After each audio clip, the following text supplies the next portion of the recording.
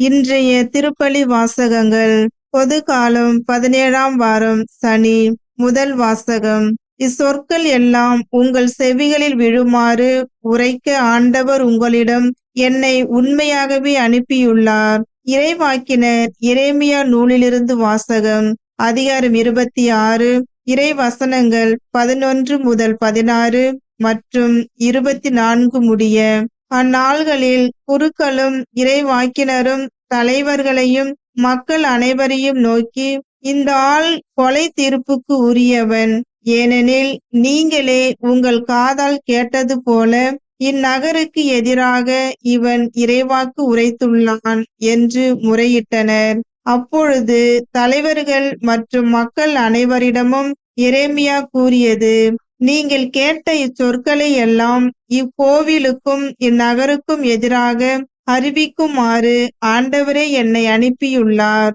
எனவே இப்பொழுதே உங்கள் வழிகளையும் செயல்களையும் சீர்படுத்திக் கொள்ளுங்கள்.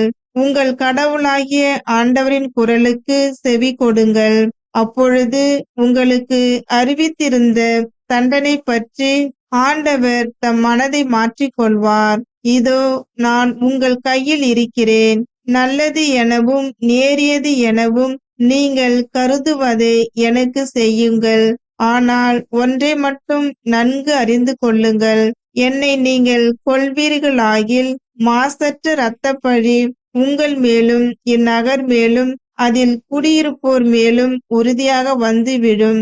ஏனெனில் இச்சொற்கள் எல்லாம் உங்கள் செவிகளில் விழுமாறு உரைக்க ஆண்டவர் உங்களிடம் என்னை உண்மையாகவே அனுப்பியுள்ளார். பின்னர் தலைவர்களும் மக்கள் எல்லாரும் குருக்களையும் இறைவாக்கினரையும் நோக்கி, கொலை தீர்ப்பு இந்த ஆளுக்கு வேண்டாம். ஏனெனில் நம் கடவுளான ஆண்டவரின் பெயராலேயே இவன் நம்மிடம் பேசியுள்ளான் என்றார்கள். ஆனால் மக்கள் கையில் எரேமியா அகப்பட்டு கொல்லப்படாதவாறு சாப்பானின் மகன் அகிகாம் அவருக்கு உறுதுணையாயிருந்தார்.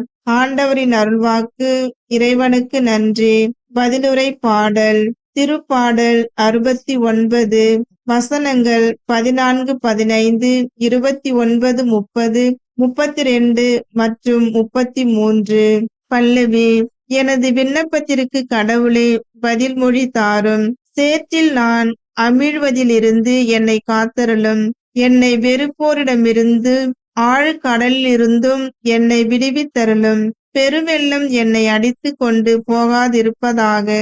ஆழ்கடல் என்னை விழுங்காதிருப்பதாக.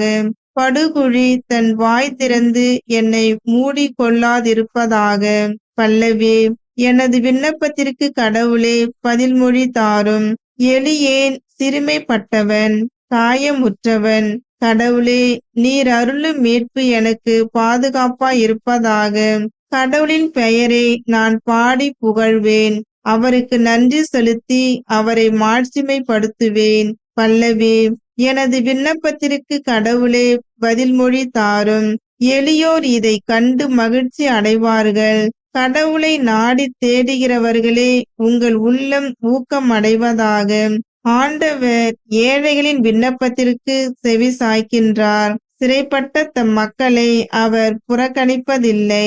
பல்லவி. எனது விண்ணப்பத்திற்கு கடவுளே பதில்மொழி தாரும். நற்செய்திக்கு முன் வாழ்த்தொலி. அல்லேலூயா, அல்லேலூயா. நீதியின் பொருட்டு துன்புறுத்தப்படுவோர் பேறு பெற்றோர், ஏனெனில் விண்ணரசு அவர்களுக்குரியது. அல்லேலூயா, அல்லேலூயா. நற்செய்தி வாசகம். ஏரோது யோவானின் தலையை வெட்ட செய்தான். யோவானுடைய சீடர் வந்து இயேசுவிடம் அறிவித்தனர். மத்தேயு எழுதிய தூய நற்செய்தியிலிருந்து வாசகம். அதிகாரம் 14, இறை வசனங்கள் 1 முதல் 12 முடிய. அக்காலத்தில் குறுநில மன்னன் ஏரோது இயேசுவை பற்றிய செய்தியை கேள்வியுற்றான். அவன் தன் ஊழியரிடம், இவர் திருமுழுக்கு யோவான்தான்.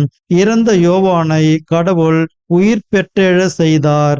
இதனால்தான் இந்த வல்ல செயல்களை இவர் செய்கிறார் என்று கூறினான். ஏரோது தன் சகோதரனான பிலிப்பின் மனைவியாகிய ஏரோதியாவின் பொருட்டு யோவானை பிடித்து கட்டி சிறையில் அடைத்திருந்தான். ஏனெனில் யோவான் அவனிடம், நீர் அவளை வைத்திருப்பது முறையல்ல என்று சொல்லி வந்தார். ஏரோது அவரை கொலை செய்ய விரும்பினான். ஆயினும் மக்கள் கூட்டத்தினர் அவரை ஒரு இறைவாக்கினர் என கருதியதால் அவர்களுக்கு அஞ்சினான். ஏரோதின் பிறந்த நாளில் ஏரோதியாளின் மகள் அவையினர் நடுவில் நடனம் ஆடி ஏரோதை அகமகிழ செய்தாள். அதனால் அவள் எதை கேட்டாலும் அளிப்பதாக அவன் ஒரு வாக்குறுதியை ஆணையிட்டு அறிவித்தான். அவள் தன் தாய் சொல்லி கொடுத்தபடியே திருமுழுக்கு யோவானின் தலையை ஒரு தட்டில் வைத்து, இங்கே எனக்கு கொடும் என்று கேட்டாள். இதை கேட்ட அரசன் வருந்தினான். ஆனாலும் தான் விருந்தினர் முன் ஆணையிட்டதால் அதை அவளுக்கு கொடுக்க கட்டளையிட்டான். ஆள் அனுப்பி சிறையில் இருந்த யோவானின் தலையை வெட்ட செய்தான். அவருடைய தலையை ஒரு தட்டில் வைத்து கொண்டு வர செய்து அதை சிறுமியிடம் கொடுத்தான்.